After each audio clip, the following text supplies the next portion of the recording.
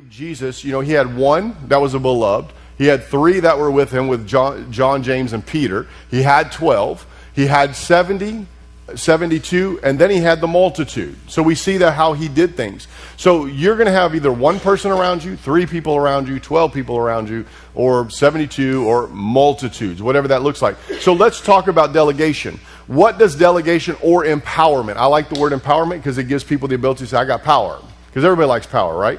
And so we want power in our life to do something, or authority. So here's what it looks like. This is what John Maxwell says. If you just want to do a few things, just do it by yourself. Your business will stay as big as your leadership. That's what you have to realize. It'll grow to the level of your leadership. If all you're going to do is lead you and your spouse, or you and your kids, or you and 2 people, that's as big as your company's going to get. Well, my company's not supposed to be that big. I'm sorry. Everything God does is big, right? Look at the earth. Right? It's like huge. Look at the solar system. Look at the atmosphere. Everything God creates is big. And so we're the only ones that limit it. We're the only ones that put lids on our lives. We're the only ones that do it. So if we're going to do it by ourselves, it's always going to stay small. We're not going to make a huge impact. So, but let's say you had 3 people, and you took those 3 people and you trained them, and you asked those 3 people to do the same thing you did. This is how simple it is. Those 3 people then find 3 people. So you just went from 3 to 9. Actually 12, right? 3, 6, 9, 12. My math. I was a horrible math student, by the way. So you have now 12. But then you take those 12 and you say the exact same thing. Go get 3 people. Now you have 48 people. Because you say, well, those 12, 3 times 12 is 36, right? And that's what you would look at, or that'd be 36. I told you my math's not very good. So you have now 36. So you went from 3 to 36, boom, boom, in 2 settings. That's what the power of empowerment does. That's what the power of delegation is. It's actually what happened with the church in the book of Acts. The very first preaching, you went from 120 people in the upper room. One guy got up and preached a message, and how many people showed up? 3,000. You took 12 people that turned into 120. Jesus left. 10 days later, they went from 12 to 120. And in one message, 120, because they were empowered by Jesus, 3,000 came to know the Lord. So we went from 12 to 3,120 people in one day. That's what God's design is. If you want to stay small in anything you do, right, you do it by yourself. You know what I'm talking. I know. I was when my kids played soccer. I was a soccer player, and I was living vicariously through them. I was doing everything I could to make them the best, because you are not going to fail. You are too good. Quit crying. Y'all know what I'm talking about. Dry your eyes. I'm going to beat you again if you cry again. Y'all know what I'm talking about. And so what are we trying to do? We're trying to get the kids to be the best. We want you to be the best. Because if you're the best, then you're going to get the scholarship and you're going to make mom and dad a lot of money. Y'all know what I'm talking about. And we're always pushing it. But when it comes to our business, or it comes to our church, it comes to anybody around us, we don't treat them the same way. We are hindered by what their capabilities are rather than what their full potential is. And we are too limited by what we see in them rather than what we see about them. Right? So we have to realize this is how you empower. If you don't understand this one thing about empowerment, you'll never empower anybody. That there's so much potential in every person. And you and I have been tasked by God to make a disciple. That's a leadership principle. We want to make a disciple to follow after Jesus Christ, but the reality is I want to make a disciple. Pastor Mark brought me in, and I want to help him discover his full potential in leadership. That's what this relationship is right now tonight, is I'm coming in to help disciple him. And all discipleship is, y'all know the verse, Mark 16, Matthew 28, teach them what I've taught you.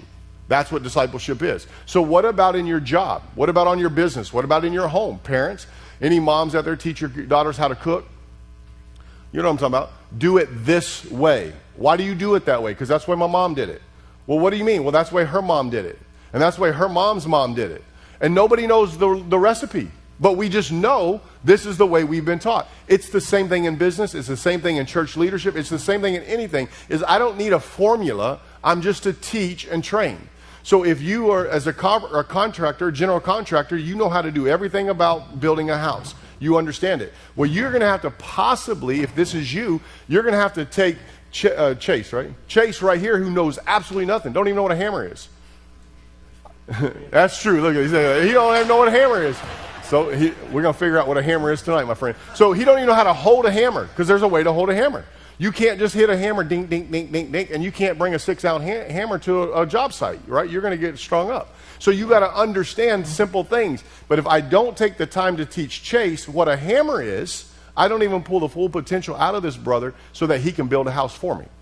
And I got to take the time, because there is potential. Anybody can hold a hammer. Anybody can swing a hammer. Anybody can build a house. All that needs is somebody to reach into the untapped potential, the untapped abilities that are inside of each person, and pull those out and give them permission to function. So here's what Jesus said, and this is what I talk about empowerment, and how do you do this, and what does it look like? Jesus said this in John chapter 14, verse 12. Right before Jesus leaves, he takes 3 chapters in the book of John, and he prays for the church. It's so amazing. There were great prayers, great things, and thank God that he didn't, he prayed, I'm not going to take you out of the world. I'm going to let you suffer. That's how I read the Bible. But I'm going to give you the Holy Ghost. That'll be good enough for you. But he says this in John chapter 14, verse 12. He says, greater works than these shall you do. And here's the kicker. We all want to do greater things than Jesus, because I go to the Father. So you can't empower and stay present. You can't helicopter parent and helicopter boss and helicopter leader and empower people. Jesus had to leave to be able to empower and for people to reach their untapped potential. He said, because I go, you can do greater. But if he stayed, what would everybody do? Rely on Jesus. It's one of the greatest leadership principles I've ever read in the Bible is Jesus said this, greater things you will do because I left. Not because I stayed. Not because you have the Holy Spirit. It's because I go. And because I go, I'm going to give you a helper, right? That teaches you and trains you. So you and I have to realize if Jesus, the greatest leader of all times, and all of our opinions probably, is he said that my development in 3.5 years for your life was great, but it's better that I leave now. And nobody wants to be left alone. Anybody know what I'm talking about? You get a job, they train you, and they say, okay, go do it yourself. And you're like, oh my gosh. What if I mess up? What if you mess up? Right? We know Peter. Again, I'm going to go back to Peter for just a minute. Peter, in the book of Ephesians Peter was treating the church, the Gentile church, wrong. You remember that? Peter is the one actually went to Cornelius and realized, man, the gospel's not just for the Jews, it's for everybody. But in Ephesians, he goes over there and he's hanging out, and Paul comes up to him and says, brother, what's wrong with you? This is what he says. You are eating with Jews and you're shunning the Gentiles? What's wrong with you? Wait a minute. He's the one that preached the gospel and won 3,000 to the Lord the first time. So you're going to fail. You're going to make the mistake. And it's okay. And Jesus didn't just strike him dead because he made a mistake. The reality of empowerment, inside Peter, he needed to be confronted from Paul to learn a lesson in his failure. It's okay to fail. We should learn that from Peter in every aspect of our life and of our business. It's okay to fail. But when I say this, is Jesus' empowerment to you and I isn't because he's here, it's because he left. So here's what we understand. Empowerment or delegation requires absence of the leader. Now, that absence doesn't mean go on vacation and play golf all the time. We all know that. But what it means is absence of decision-making, absence of energy, absence of effort. It's just absent. You're present but absent. You know, like some people go to church, they're present but absent. You know what I mean? And so, you know what I'm talking about. You're present but absent. It's not you. I know. Look at your neighbor and say, oh, he's talking about you. I see it. But this is how you empower people. You've got to give permission to function. And this is what permission to function means, is to do it how you would do it and explore your potential. Notice this. Peter messed up. Paul come in. Paul jacked up and messed up. They come in. They figure it out. Peter and John, they're walking into the temple. And he said, hey, do you have anything for me? You remember this? And Peter and John look at him and says, well, Jesus did it. Let me try it. Silver and gold have I none. You know that verse was never in the Gospels? The way they answered him was never in the Gospels. The way they responded to the lame, crippled man at the outside the tabernacle on that Sunday morning was not the way Jesus responded. But they said, silver and gold have I none, but what I do have. Right? That was different than anything Jesus had ever done. Different than anything he had ever said. But what happened was Jesus is gone, and now they had to figure it out for themselves. They had 3.5 years of training, and may our employees or people under us not take 3.5 years. Maybe they take 3.5 hours, and we can continue on, right? But whatever that is, you have to leave them alone and give them permission to go do something. And when they do it, it's the aha moment, right? Think about this in Mark chapter 9. You remember this? Not Mark chapter 9. In Matthew chapter 10, where Jesus sends out the 12. You remember them stories? In verse 1, Jesus takes the 12 and he says, all authority has been given to me, and I'm giving it to you now. I'm giving you authority, not a task.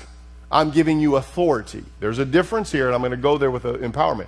In Matthew chapter 10, verse 1, he says, I'm giving you authority. Now go, listen to what he says, and take no purse, no shoes, no money, no clothes. Just what you're wearing. You go with your ability, with your effort. You got to go figure it out. He doesn't tell them what house to go to. He doesn't tell them what street to go down. He just says, go to the city. And when you go into a house is, the task is go to houses and share the love of God. That's the task. But the authority Jesus gives them is you choose the house. You choose the street. But this is the task. Remember that? You all remember the story? What did the 12 do when they came back? You want me to tell you how Terry reads the Bible? Whoa! Pastor Mark! Whoa! The demons respond to us in the name of Jesus. Woo! It works. Don't you wish your employees, your people under you would do like that? Woo! This was awesome. Jesus looks at him and says, well done. Quit being excited. Just be glad you're on the team. But you can't fault the fact that they were sent out by themselves. And it was training while Jesus was here. And they returned back to Jesus and reported everything that had done. And then in Luke chapter 22, this is what's so important. They didn't take nothing with them in Matthew chapter 10. They took zero with them. They went on with their own. And what was they doing? They were exploring their potential, their abilities, the things that they understood, their level of training, the way Jesus did it. That was what it is. You don't need anything of yours. You just take with what you have. But when he leaves in Luke 22, he gives a different instruction. Right before he goes to heaven, he says, last time I told you to go and not take clothes, not take shoes, not take a purse, and not take money. This time, take everything you need and provide. You just go do it. In other words, now it's up to you to figure it all out the way you're going to do it. This is empowerment. This is how Jesus taught us that in our teams and on our businesses and the things that we do, we must begin to trust people the way Jesus trusted us. Isn't it amazing that Jesus trusts us with his gospel, with his name, with his blood, with the crown of thorns on his head, with the nails in his hands and his feet, with the piercing in his side, to take the gospel to everybody? That's a beautiful thing for me. I hope you're getting something tonight. I'm preaching myself happy. I don't even want to preach, right? Here's what happens when you give them a level of permission in your absence. I'll give you an example. My team back at home, I'm not present on a couple of things. Like they're doing some things, we're readjusting our processes. I can't remember your name, sorry. Darlene loves policies right now. I was like, can I just take her home with me and let her do all of my policies? Because I got to fix some things. When you go from like 100 and a few people to over 500, your policies are going to adjust. It's just like overnight, boom, boom. And we got to fix some of that. Well, they're asking me, Pastor, what do you want to do? Pastor, what do you want to do? Pastor, what do you want to do? Pastor, what do you want to do? And this is what I say. I want to preach. I want to preach. And I want to preach. Well, Pastor, but we need to know what you want to do. I want to preach. I want to preach. I want to pray. I want to prophesy. I want to lay hands on people. I want to get demons casted out. I want to see the sick healed. That's what I want to do. But Pastor, we need you to do this. And I said to them, why don't you all do it and present it to me when we're done? And here's why I said that is because I've already taught you everything that I want. You know what I want. You know how the ministry should run. It's no different with 500 as it is with 200. There's no difference. Zero difference. And you just have to figure out what parameters are going to fit with the same thing that we're already doing. I don't have to sit in meetings. I'm giving them permission to rewrite all of our policies. That's what I'm talking about. But to do that, they have to believe in themselves. They got to know that I believe in them. They got to understand that I trust them when I'm not in the presence of them making the decisions to make the decisions that we've already trained on. Does that make sense? It's what it is. You have to do training for 36 years. Some of these people have been with me that for 30 years. Some have been with us for 5 years. But the reality is, it doesn't matter if you've been with me at least 1 year, you know everything that we know. You understand it. Everything we've told you everything. You know everything about our ministry. Here's the thing. The greatest level of permission, I'm going to say it again, is your absence. That's the greatest level of permission to function. It's the greatest level of empowerment. Miles Monroe, I said it last night, I'll say it again. If I'm more conscious of you, and I've got to oversee you and put pressure on you and look at you, I can't grow. I'm keeping you where you are and I'm staying where I am. But if I remove pressure from you, if I'm not a helicopter leader, you understand the helicopter parents. I wasn't. Like my kids, my wife was wanting to be a helicopter parent. I was like, it ain't happening in my watch. I'm just not doing it. And so they were by the pool. You know what I'm talking about? Anybody know how to teach a kid to swim? You take them, throw them in. That's what I did. And they were like, I don't know, 8 months old or something like that. I don't know, whatever. Y'all don't throw apples at me. My kids are all healthy. They serve Jesus Christ, right? So I wasn't trying to send them to Jesus early at that moment, but there have been times. So I took her and I threw him into the pool. And my wife's like, my very first one, Elijah, he's coming. She's like, what are you doing? I said, he'll sink or swim. She's like, I know that. I said, he'll swim. Watch. He'll swim. He pops up. She's like, are you going to get him? I said, I will here in just a minute. Watch. Watch. And eventually I got him. He's fine. And he's living today. He's great. It's all good.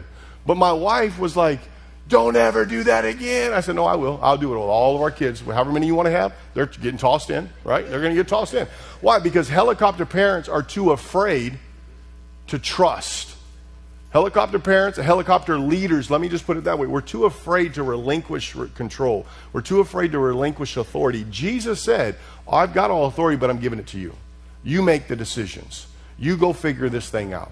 Do you understand why we have so many different beliefs in the same church of Jesus Christ? I mean, you could have a church, and I'm not going to knock, I'm just going to pick a name, okay? I drove by one the other day, Church of God. Just Church of God. You know how many Church of Gods are in our city? A bunch. And they don't all believe the same. It's like, seriously? What Bible are you reading or what policies you reading, right? So the reality is God gives us permission to interpret however we want to interpret. But you got pastors up there. Get me off my soapbox just for a second. We all got pastors complaining about other pastors about the way you do church, and we're all reading the same Bible, but somebody's right and somebody's wrong. How about we could care less what everybody else interprets and just get to heaven and let him figure it all out, right? We are too helicopter because we're afraid, listen, we're afraid of what may happen, not what's not going to happen. And so we have to realize the greatest level of permission is be absent. But you've got to spend 3.5 years of training. And it's not 3.5, you understand what I'm saying. Here's why I say this. Because if I'm hovering, they're not going to invest themselves into it. They're just not going to invest it.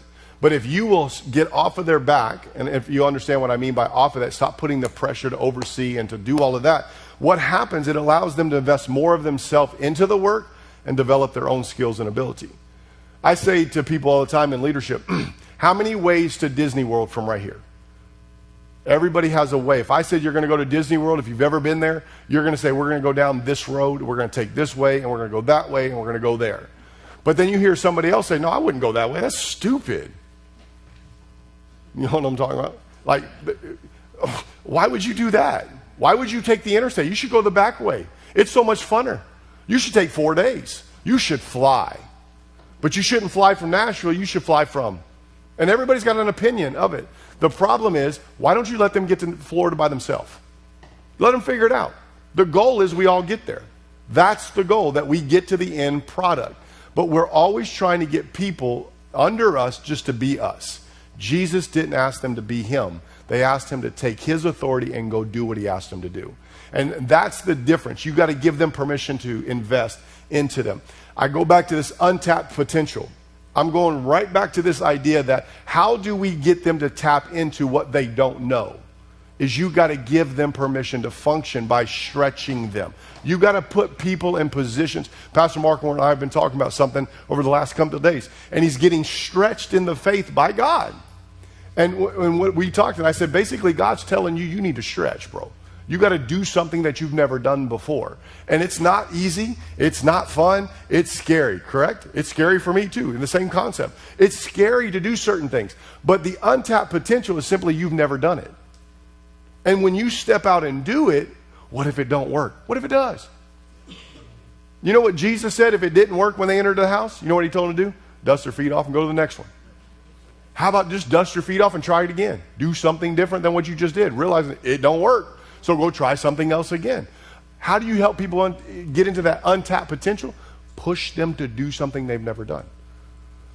What if they're not qualified to do it? What if they are? What if they are qualified? What if they are gifted? What if they can do it? I had a young lady today. I have 2 interns in my church that they pay us to go for the year. They pay us to really put them through the ringer, to learn ministry, to learn business, to learn whatever. And so today she had to teach our staff. Now on my staff, out of the 10, 8 of them are preachers. And they all preach the word. They all know the word. And this young lady has never spoke the gospel to anybody. And she stood up shaking. She said, this is what she did. I'm on Zoom here. They're back in Kentucky. And I'm like, it's okay. It's okay. I don't even know what verse. This is what she did. I don't even know what verse I'm supposed to read. I'm like, do you have your notes there? I think so. So I asked my sister-in-law, I said, could you just help her real quick? Just stand up and help her. Could you imagine if you've never preached and you got a room full of preachers and your pastor on a video call and you respect them and they're good at it, and then all of a sudden you got to do something you've never done before?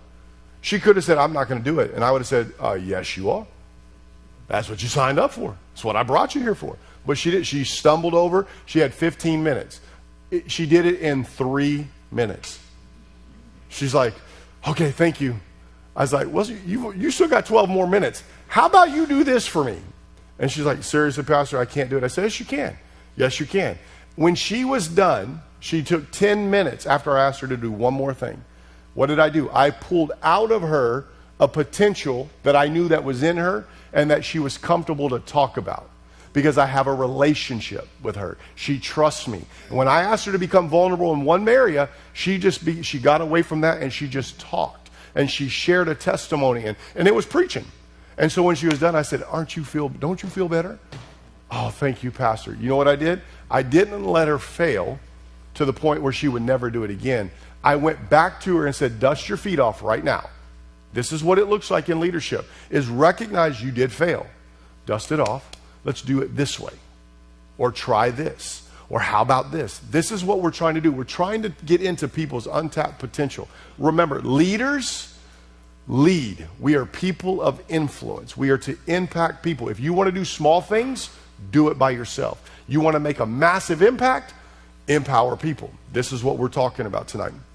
I hope you all are getting something tonight. You all receiving this? This is to me is really good. So delegated authority is more than dividing work. It's more than just dividing work and tasks. Delegated or empowering authority is not just giving you a task to do and come back and report. When Jesus left, he said, all authority has been given to me. I now give it to you. Go and do. So the go and do was you make the decision. You figure it out. That's the difference in delegated a task. So if I had a lawn care company, or let's say I had a real estate business. And in that real estate business, I needed a house painted. I told the painter, go paint the house over on Elm Street. You know what he did? He went over and painted the house on Elm Street, come back to me, and he said, I need to get paid. Okay. Do you have another assignment for me? I do. I need you to go over here to Hill Street. I want you to paint the house on Hill Street. When he come back to me, he got paid. Do you have another assignment for me? Nope. Okay. Call me when you do. That's different than empowering people. Empowering people isn't the task. It's the vision, and you interpret it. Habakkuk 2 says, write it down. They that read it will run with it. That's what Jesus did to the church. He took the authority from heaven and he said, you run with it. You go do it. You go figure it out. You go do it.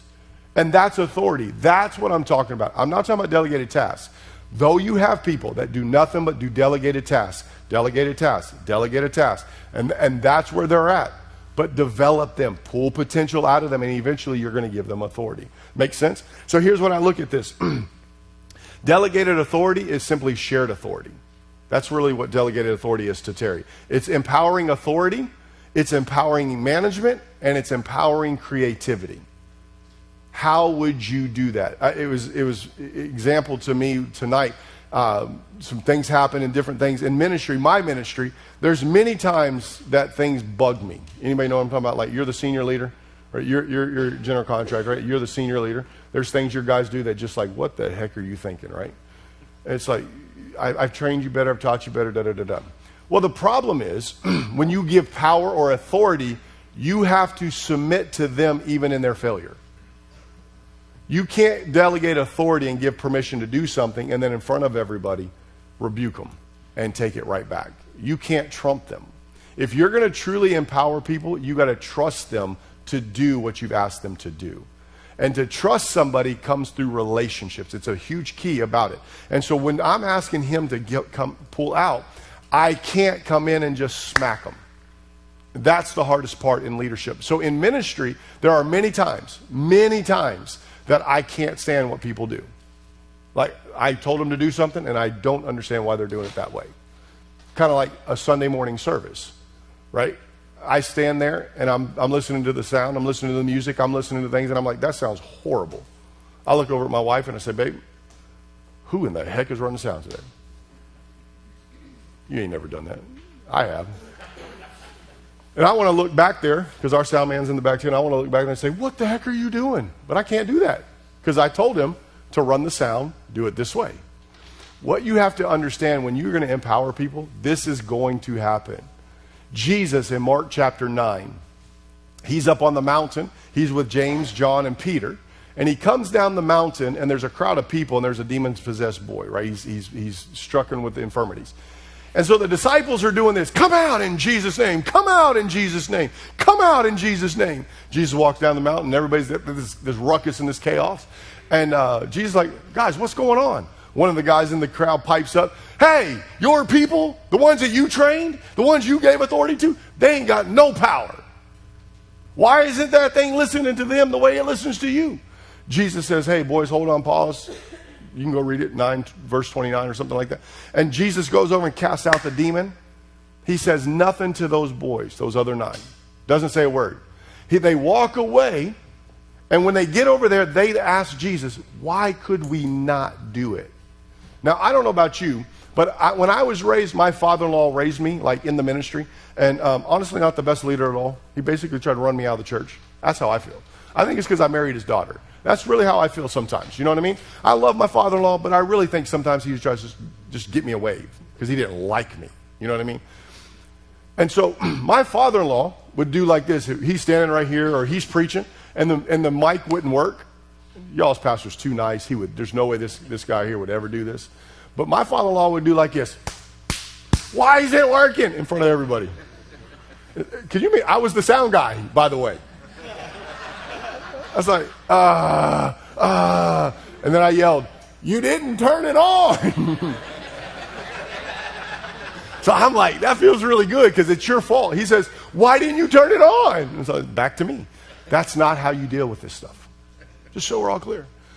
What Jesus did not do is that type of, what's wrong with you? He waited until they were alone and then gave them permission to ask a question. And said, why couldn't we do it? And he said, because you missed a component. He said, that kind only came out by prayer and fasting. Remember this, they did not fast while the bridegroom was with them. They started fasting when Jesus went to heaven. So their power to cast that demon out was different than what he gave them the authority to walk in, going out as the 12 and the 72. There was difference. And so you have to understand that when you empower, you're also trusting people to make grave mistakes. And you have to be okay with that. The same way Jesus was okay with the disciples making those types of decisions that were mistakes in their abilities. Does that make sense? But if Jesus never would have done those, if he never would have gave them authority while he was on the earth, they wouldn't have changed the world the way we know it today. But because he trusted them with all the power of heaven, like everything to do with his kingdom, those 12. Listen, I can promise you my church is not as big as the kingdom. It's a portion of, right? And if he trusted 12 men with the entire kingdom, and I have a portion to play, why can't I trust some people under me to help me do my portion?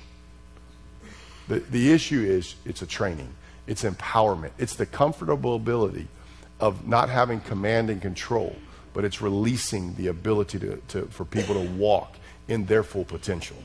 Does that make sense? So I'm going to stop right there. That's a lot of information, I know. I need to take a moment to get my voice back. But we're going to come back, and I'm going to give you 5 points of how do I do this. What are those steps? Because I really believe it's important that we have practicalities of doing that. So if we could do a 10-minute break, we'll come back, let's say 6:50.